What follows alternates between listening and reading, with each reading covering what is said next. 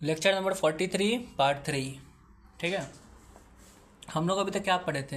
Exchange loss का बात पढ़े थे कि एक तो अगर जो इंटरेस्ट है, अगर क्वालिफाइंग पीरियड का इंटरेस्ट है तो उसको तो हम लोग कैपिटलाइज करते ही थे। लेकिन अगर लोन लिए हम लोग फॉरेन से तो जो एक्सचेंज डिफरेंस है, उस एक्सचेंज डिफरेंस का भी कुछ अमाउंट हम लोग कैपिटलाइज कर सकते हैं। कितना कर सकते हैं?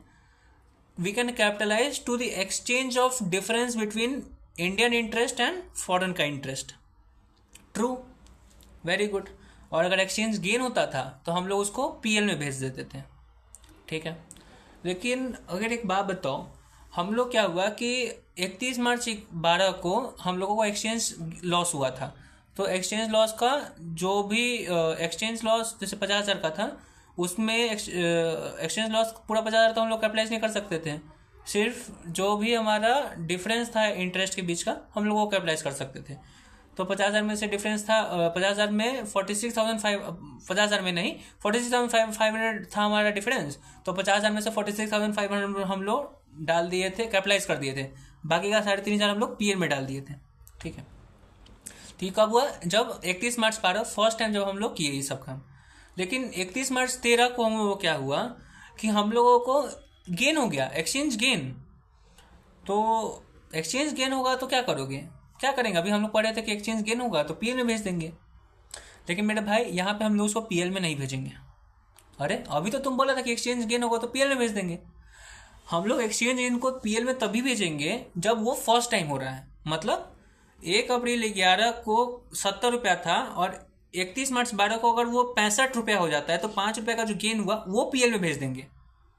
लेकिन अगर फर्स्ट टाइम 1 अप्रैल 11 को 70 था और 31/12 को 75 था, तो ये 5 रुपये का एक्सचेंज लॉस तुम कैपिटलाइज कर दिए।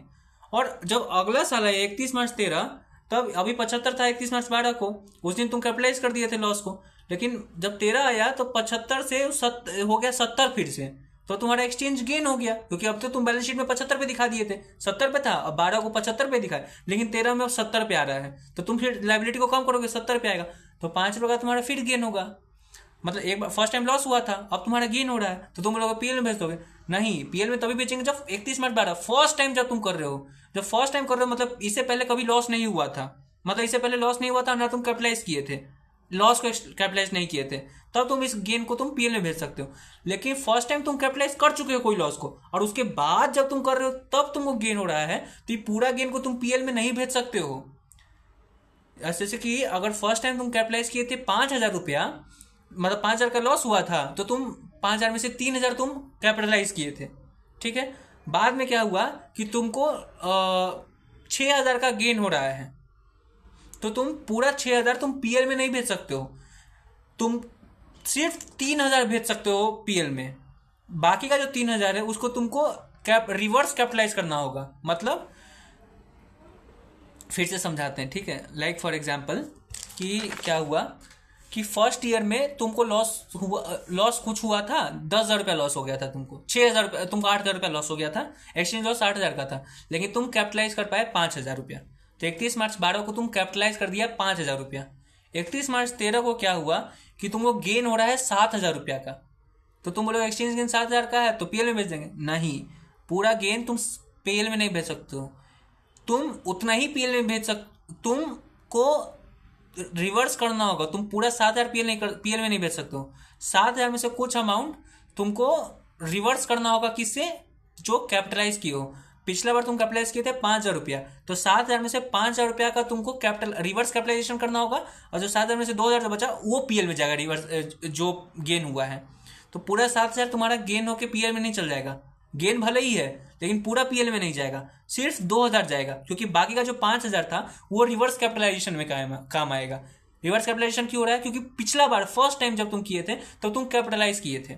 मतलब फर्स्ट टाइम तुमको जब लॉस हुआ तो तुम उसको एसेट का दाम बढ़ाने में यूज कर लिया।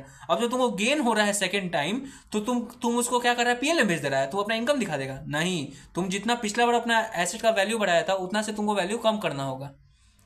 ठीक है, एक कॉन्सेप्ट है। चलो हम लोग पढ़ते हैं आगे, लेकिन वही क्या होता है, अगर फर्स्ट टाइम अगर हम लोग करते हैं, जैसे कि अगर 5,000 का लॉस नहीं होता फर्स्ट टाइम, गेन ही होता, तभी गेन पीएल में भेज देते, क्योंकि इससे पहले कभी लॉस नहीं हुआ था ना कैपिटलाइज हुआ था।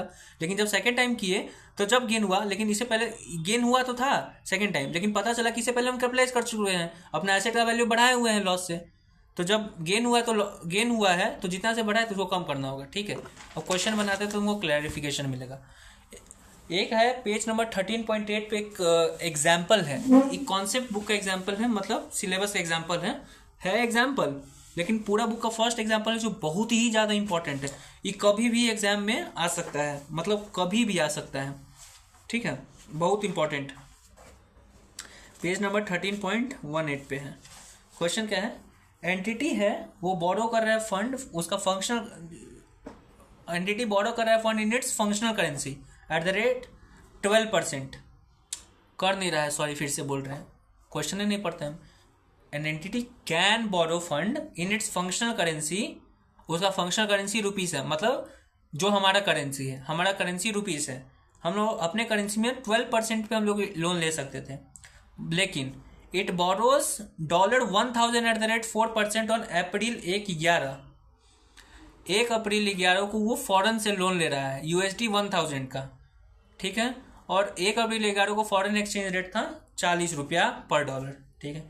The equivalent amount in functional currency is ₹40,000, मतलब जो USD 10,000 है 1 अप्रैल को, दैट इज इक्विवेलेंट टू 40,000 रुपया। क्यों? क्योंकि 1,000 डॉलर तो है, लेकिन उसका जब इंडियन रुपीस में देखेंगे तो 40,000 आएगा। क्यों? क्योंकि उस दिन फॉरेन एक्सचेंज रेट 40 रुपया है, ठीक। इंटरेस्ट इज पेएबल ऑन 31 मार्च, 1 अप्रैल को लोन लिया तो 31 मार्च को इंटरेस्ट दोगे।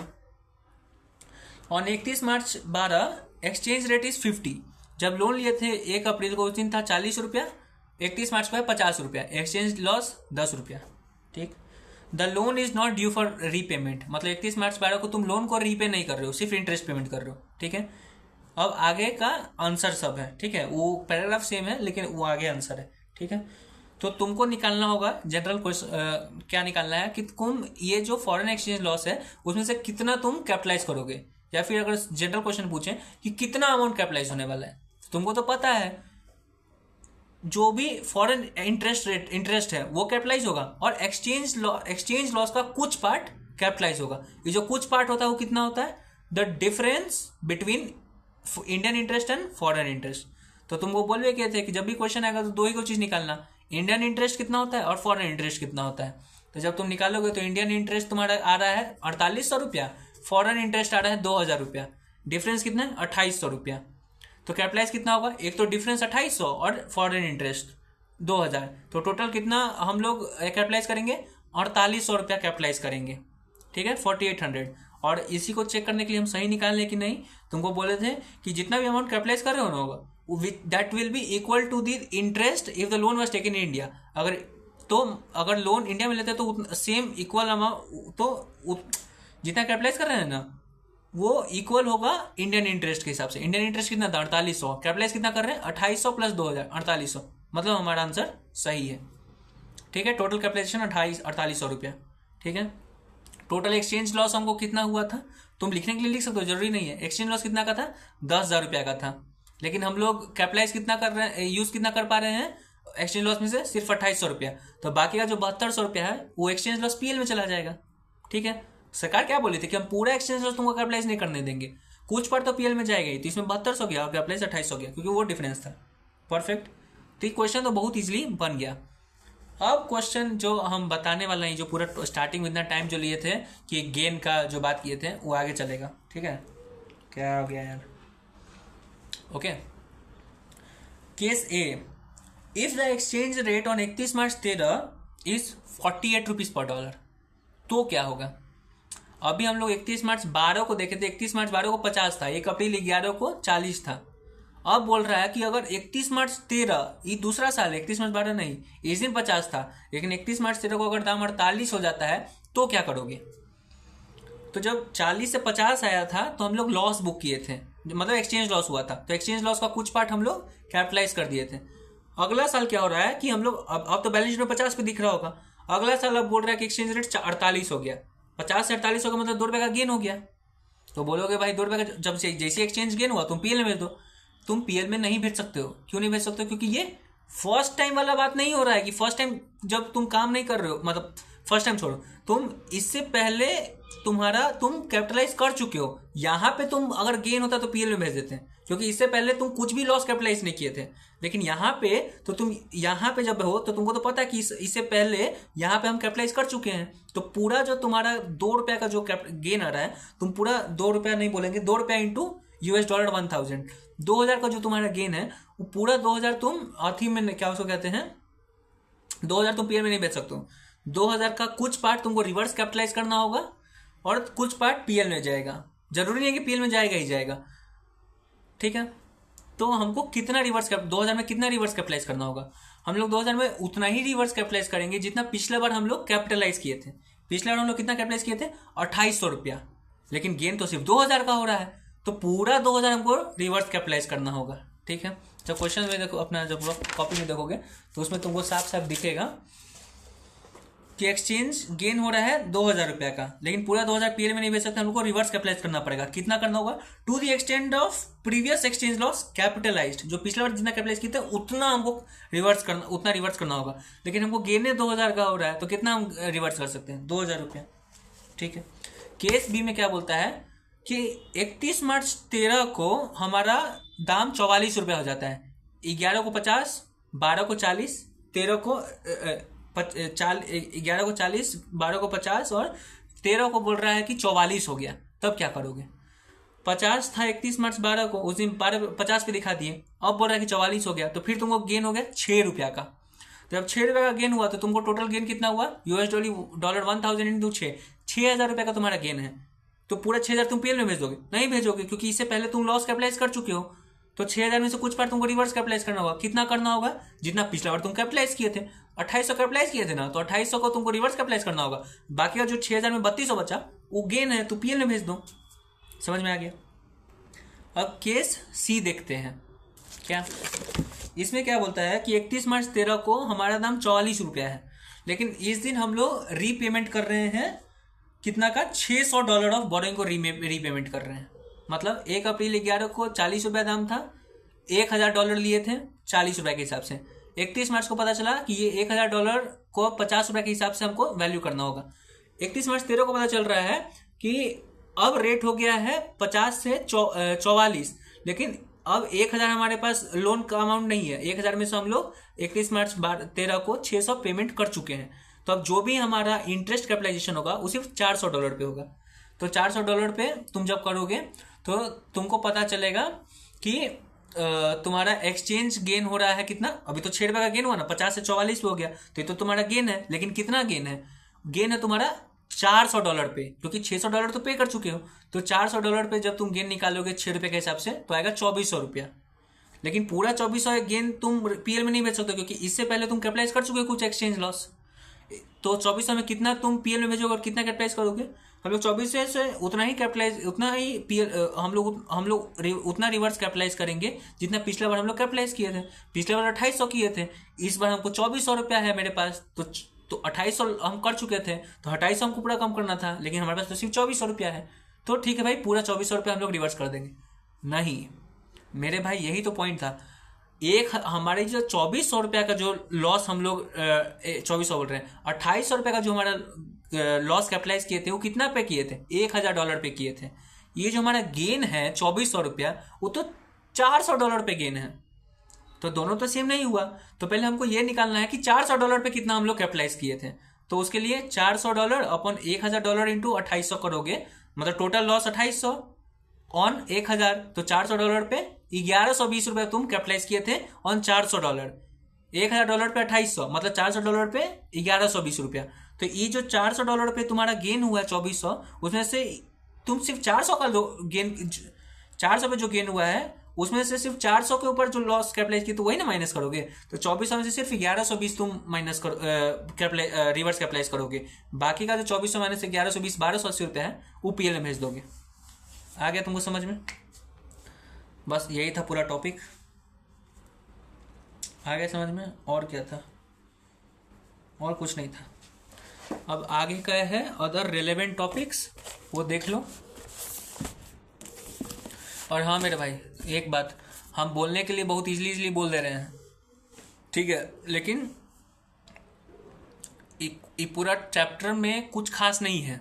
सब कॉन्सेप्ट 10 मिनट का कॉन्सेप्ट है, पूरा का पूरा चैप्टर का कॉन्सेप्ट ही सिर्फ 10 मिनट का है। जो क्वेश्चन है वो सब, जो इंपॉर्टेंट है वो क्वेश्चन सब है। तुम मिस्टेक कहाँ कर दोगे, तुम रेट लेने में मिस्टेक कर दोगे। 31 मार्च का रेट लेने, जैसे कि अभी हम लोग बात कर रहे थे कि 31 मार्च 12 को 50 रुपया था, 31 मार्च 13 को 44 रुपया हो गया। तो जब तुम गेन निकाल रहे होगे तो तुमको तो पता है कि 50 से 44 6 रुपये का गेन हुआ, लेकिन कितना पे निकालोगे? 6 रुपया इंटू $1000 करोगे, $400 करोगे, क्या करोगे?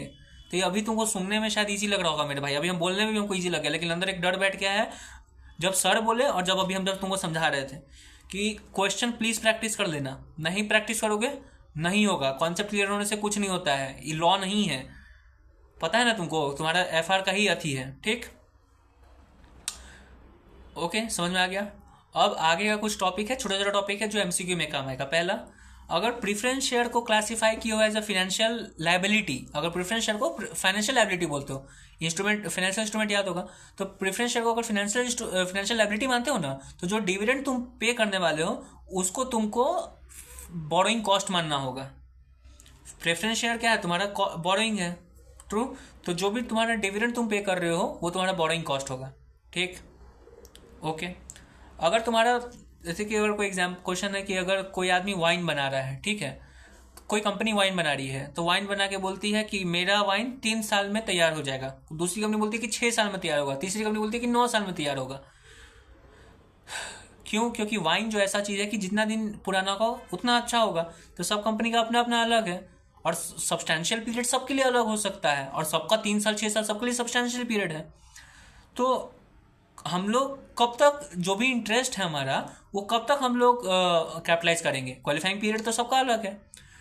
तो वो डिपेंड करता है कंपनी के ऊपर कि कंपनी जितना दिन तक समझा सकती है सामने वाले को कि ये सब्सटैंशियल पीरियड है।